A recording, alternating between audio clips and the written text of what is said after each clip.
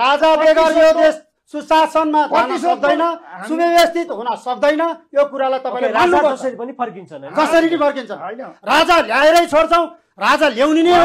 उहाँहरूको राजा फर्किएपछि उहाँहरूको नियम अनुसार उहाँहरूले जति गद्दार गर्नुपर्छ त्यो अनुसारले कोही जेल पर्नुहुन्छ, कोही भाग्नुहुन्छ। एकछिन अस्ति भाग्न तयार भइसक्नु भएको थियो। तपाईको कुरा है, त्यो तपाईको अनि नेपाली जनताको कुरा हो। हरेक नेपालीको काममा हो भन्ने कुरा। तर चुनावमा भन्ने कुरा र नहुने कुरा त्यतिखेर थाहा हुन्छ। 1 सीट 2 सीट ल्याउनलाई एमालेले भोट हालिदिनु पर्छ। हामी जस्तो राजा कहिले पनि कहीँ भोट हाल्न जाँदैन। राजा भने के हो? राजावादी पार्टीले राजावादी पार्टी कसैको छैन, राजावादी पार्टी छैन आजसम्म। किन छैन? छैन।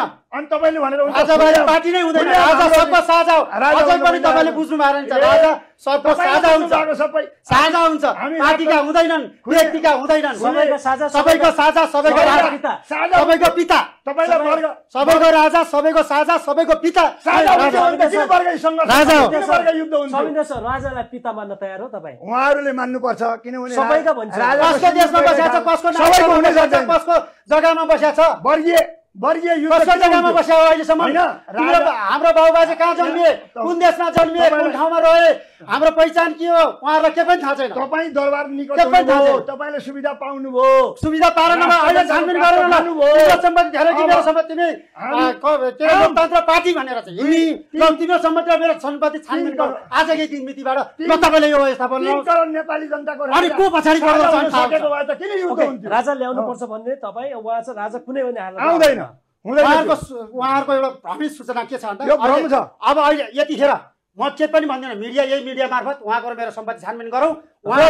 उहाँ चाहिँ कम्युनिस्टको सिद्धान्त भए मान्छेको धेरै छ कि राजतन्त्र राज संस्था बोक्ने मान्छेको सम्पत्ति धेरै छ। आजकै मितिमा ल तपाईँले छानबिन गर्नुहोस् त। ल आजैबाट सुरु गरौँ। उहाँको सातो पुत्लो जान्छ त्यतिखेर। कम्युनिस्टहरूले त्यसरी लुट्या छन् त्यसलाई। त्यो अनुसारले हेर्नुहोस् त अहिले देशको जनताको हक, मौलिक अधिकार र जनताले पाउन पर्ने सुशासन सुविधा कहाँनिर छ? चुनौती मेरो कुनै पनि कम्युनिस्ट पार्टीका नेताहरूसँग चुनौती दिन चाहन्छु। चुनौती हो मेरो पार्टीका कम्युनिस्ट पार्टीदेखि लिएर गणतन्त्रलाई नै राजा ज्ञानेन्द्रबाट सुरु गरौँ। हाम्रो भएको छ प्रचण्डले मणिराजजी र छविन्द्र राजजी दुवैजनालाई धेरै धेरै धन्यवाद। लास्टमा गुड पनि मिलाउनुहोस्। अलिकति बिचमा जे जस्तो भए पनि डिबेटमा तपाईँहरू किनभने डिबेट कहिलेका अप डाउन भइरहन्छ तर सभ्य भएर गर्नुपर्छ। यो कुरा चाहिँ तपाईँले प्रण गर्नुपर्छ है। यो हो दुवैजना हामी जतिको व्यापक दृष्टिकोण अप्नाउने र व्यापक दृष्टिकोण हैन निजर दृष्टिकोण अप्नाउनुहुन्छ तपाईहरुले। तपाईँहरु अझै पनि लुट्नै पर्छ भन्ने अझै पनि यो सोच्नुहोस् के तपाईँ यो त कपाल फुलेर तपाईको छोराछोरी उहाँको छोराछोरी यो देशमै छैन। देशको माया गर्ने मान्छेले छोराछोरी स्कुल पढाउनु पर्छ, स्कुलमा पढाउन सक्ने क्षमता राख्नुपर्छ, लागत राख्नुपर्छ। मेरो छोराछोरी सरकारी स्कुलमा छ। दरबारीको त आशीर्वाद छ नि त।